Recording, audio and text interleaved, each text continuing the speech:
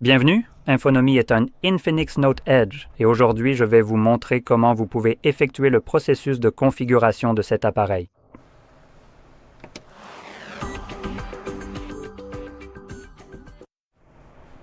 Donc, lorsque vous l'allumez pour la toute première fois, vous devriez voir le même type d'écran que celui que vous voyez de mon côté. Et tout ce que nous avons à faire, c'est cliquer sur la flèche. Ensuite, nous pourrons choisir la langue de notre choix. Pour moi, ce sera l'anglais, donc je vais cliquer juste ici sur Anglais. Et vous pouvez cliquer sur la page suivante, ce qui nous permettra ensuite de choisir notre région. Ici, je pourrais en fait recommander de changer votre région pour celle que j'ai ici. Comme la Pologne, eh bien, non seulement la Pologne, mais aussi plusieurs autres pays font désormais partie de l'Union européenne. La logique ici, c'est que l'Europe est très favorable aux consommateurs. Donc, lorsqu'ils imposent une sorte de loi favorable aux consommateurs, aux entreprises, ce qui arrive assez fréquemment. À ce stade, il y a une chance qu'à un moment donné, ils finissent par faire quelque chose qui ne plaît pas vraiment aux entreprises en les forçant à agir. Et elles pourraient essayer de trouver des failles et finir par échouer, contrairement à ce qu'a fait Apple. Et l'idée ici, c'est que lorsqu'elles sont contraintes ou confrontées à ce genre de situation, ce que je suppose qu'il se passera, c'est soit ils se retireront du marché, ce qui ne change rien au fait que les téléphones et tout ce qu'ils ont vendu auparavant là-bas doivent s'y conformer. Ou bien ils continueront à vendre leurs téléphones là-bas et modifieront ce que l'Union européenne les oblige à faire, mais uniquement dans l'Union européenne. En dehors de celle-ci, ils continuent leurs affaires comme d'habitude, au détriment des clients. C'est donc un peu l'idée de sélectionner cette région spécifique. Ici même, cela ferait partie de l'Union européenne pour être soumis à ces lois. Si jamais l'Union européenne en crée un qui nous donne un certain avantage sur le reste du monde, ensuite, voici les conditions d'utilisation ainsi que la politique de confidentialité. Vous pouvez lire les deux au besoin. Mais soyons honnêtes, personne ne lit jamais un seul mot de tout ça. On coche juste la case et on passe à la suite. C'est probablement, vous savez, la seule chose qu'on aurait vraiment dû lire, mais bon. En tout cas, juste ici, nous avons la configuration à l'aide d'un autre appareil et est-ce que ça va s'afficher?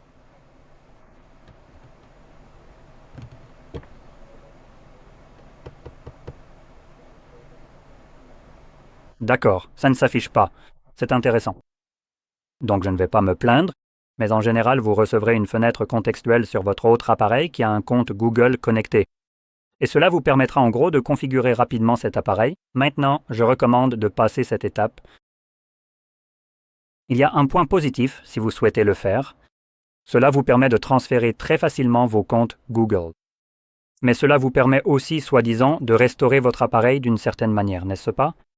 Ce n'est pas la fonctionnalité principale en quelque sorte, mais elle existe. Et si vous le voyez sous cet angle, vous savez, configurer à l'aide d'un autre appareil sous-entend que le configurer pour qu'il soit au même stade que l'autre appareil. Je pense que la meilleure utilisation que vous puissiez en faire, c'est simplement de migrer vos comptes, car il y a juste cette petite confirmation de chiffres. Et si vous avez un type de verrouillage d'écran comme un schéma, il suffit de le confirmer ici. Et voilà, tous vos comptes sont maintenant transférés. Mais à part ça, je passerai cette étape car je déteste vraiment la restauration Google. Et le fait qu'il compte sur le bon fonctionnement de ce système en volant simplement toutes vos données. Des choses comme les photos, les contacts et tout ça, auxquelles je pense qu'ils ne devraient pas avoir accès. Mais en important dans le cloud, ce que vous devrez faire, vous êtes obligé de partager avec eux et ce qu'ils en font, c'est essentiellement à leur discrétion. Donc non, merci. Ensuite, il y a la connexion au Wi-Fi. Cette étape est complètement optionnelle. Vous n'avez pas besoin de le faire à moins que votre appareil ne soit verrouillé. Donc, si vous avez un verrouillage FRP qui a généralement une icône de cadenas juste ici, alors vous devez le connecter. Ainsi, vous pouvez vérifier le propriétaire précédent, c'est-à-dire soit via un compte Google, soit via le verrouillage de l'écran, et parfois certains appareils. Je ne pense pas que ce soit le cas ici, car je ne me souviens pas que cela soit arrivé. Vous demanderont de vous connecter à n'importe quel type de réseau, que ce soit mobile ou Wi-Fi. Lors de la première configuration, lorsque l'appareil est complètement neuf, cela arrive généralement pour des raisons comme l'activation de la garantie, mais je peux passer cette étape. Ensuite, on nous demande d'insérer une carte SIM, donc vous pouvez en mettre une si vous le souhaitez, c'est en bas, ou bien vous pouvez ignorer cette étape. Cet appareil prend également en charge l'eSIM, mais cela ne semble pas apparaître ici. Donc pour ajouter une eSIM à la place, si vous utilisez cela et que vous n'avez pas de carte physique, vous devez d'abord terminer la configuration. Et il est nécessaire de se connecter à un réseau Wi-Fi. Et dans les paramètres, sous connexion mobile, vous pouvez activer votre eSIM puis scanner le code QR correspondant. Nous avons des méthodes de déverrouillage, donc différentes protections, empreinte digitale, reconnaissance faciale et sous mot de passe, nous en avons 3 différentes, code PIN, schéma ou mot de passe. Maintenant, si vous prévoyez de choisir l'une des options biométriques, c'est-à-dire l'empreinte digitale ou la reconnaissance faciale, vous devrez toujours en sélectionner une. La raison à cela, c'est que les biométries ne sont pas fiables à 100%. Donc dans les cas où elles échouent complètement, il vous restera toujours une méthode fiable, c'est-à-dire le code PIN, le schéma ou le mot de passe. Maintenant, je ne vais pas protéger mon appareil, je vais passer cette étape. Voici les services Google. Je vais maintenant passer un peu de temps à en parler car je les trouve répugnants, mais en gros, ce sont des sortes de logiciels espions de Google juste ici. Donc, passons rapidement en revue ces éléments. Nous avons des choses comme la localisation, l'envoi de données utilisateurs et de diagnostics, ainsi que l'installation d'applications et de mises à jour. En les parcourant, nous avons l'utilisation de la localisation. Vous pouvez tous les désactiver. Désactiver d'ailleurs, mais en réalité, cela ne change pas grand-chose. Et j'utilise. La localisation permet aux applications et services ayant l'autorisation d'accéder à la localisation d'utiliser la position de votre appareil. La précision de la localisation utilise des informations sur les signaux sans fil, comme les points d'accès Wi-Fi, les antennes relais de réseau cellulaire et le GPS. C'est vraiment ce qui compte. Si vous désactivez cela, vous penseriez logiquement que votre appareil ne peut plus, dans ce cas, se connecter aux antennes relais, car c'est l'un des moyens par lesquels votre position est. Merci. Partagez. Il ne peut pas se connecter au Wi-Fi et à d'autres choses, donc il devrait automatiquement faire cela, mais ce n'est pas comme ça que ça fonctionne. En fait, votre appareil n'est jamais vraiment hors ligne à moins que vous ne le détruisiez littéralement à coups de marteau en tout petits morceaux. Maintenant, une autre chose dégoûtante ici, c'est l'autorisation de balayage qui permet aux applications et services de rechercher des réseaux Wi-Fi et des appareils à proximité à tout moment. Même lorsque le Wi-Fi ou le Bluetooth est désactivé. Comme c'est élégant de leur part. Maintenant, cette option est désactivée automatiquement avec la localisation et je ne peux pas la désactiver sans la localisation. Mais je voulais juste le souligner. Ce bouton n'est qu'une illusion de la poudre aux yeux. Cela ne signifie rien en matière de confidentialité, car cela empêche seulement les applications et services de rechercher d'autres réseaux et signaux Bluetooth, depuis d'autres appareils, ou enfin généralement depuis d'autres appareils. Maintenant, cela n'empêche pas votre appareil d'être détecté par d'autres appareils qui veulent essentiellement voir le vôtre. Et comme ce bouton pourrait le laisser entendre, même lorsque votre Wi-Fi ou Bluetooth est activé, il reste quand même détectable d'une certaine manière, ce qui signifie qu'il n'est en fait jamais vraiment désactivé, un peu comme le fait Apple.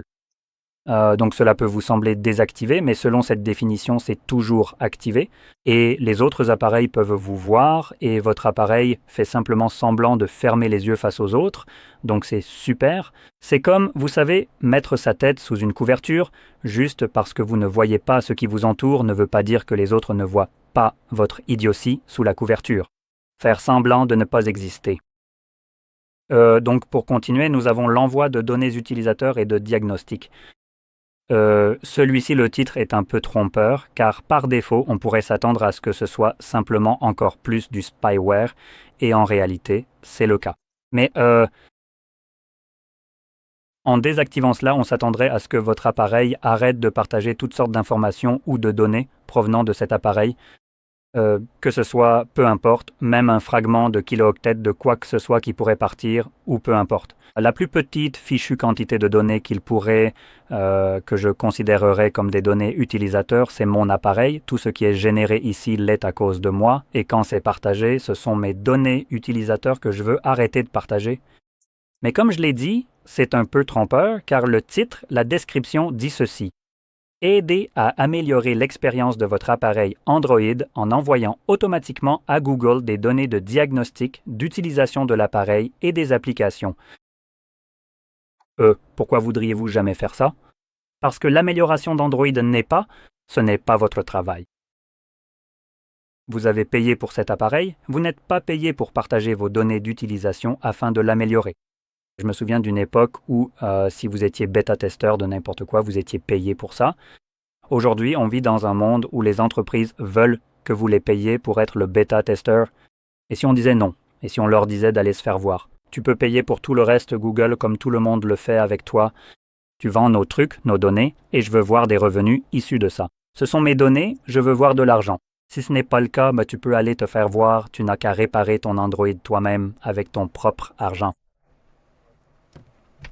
Bref, passons. Maintenant, nous avons l'installation des mises à jour et des applications. Celle-ci est la plus hideuse de toutes, car ce que ça signifie en gros, c'est que, laissez-moi juste la lire. En continuant, vous acceptez que cet appareil puisse également télécharger et installer automatiquement des mises à jour et des applications depuis Google. C'est vraiment la partie la plus importante. Donc en gros, on vous fait du chantage pour que vous acceptiez ça. Sinon, vous ne pouvez pas utiliser cet appareil. Donc en soi, cela ne semble pas si grave, puisque vous pouvez désactiver les mises à jour automatiques et ce genre de choses. Mais ce dont il s'agit en réalité, ce qui n'est pas mentionné ici, ce sont les services de mise à jour OTA, ceux qui sont en fait responsables de pousser des mises à jour sur votre appareil sans que vous le sachiez ou donniez votre permission. Cela se fait en arrière-plan. C'est un processus qui tourne en arrière-plan sur Android et dont vous n'entendez jamais parler. Et cette saleté est responsable, premièrement de choses positives comme les correctifs de sécurité. Mais elle est aussi responsable de choses comme si Google finit par, honnêtement, je ne sais pas s'ils vont le faire ou non. J'aborde la question en partant du principe qu'ils le feront, puisqu'ils sont déjà revenus sur leur... On dirait qu'eux-mêmes ne savent pas ce qu'ils vont foutre, mais il y avait cette idée de nous empêcher d'installer des applications en dehors du Play Store pour notre sécurité, parce qu'il y a tellement d'applications malveillantes. Au lieu de nous offrir une meilleure protection contre les malwares, comme un antivirus, ils se contentent de supprimer notre capacité à installer des applications. Génial.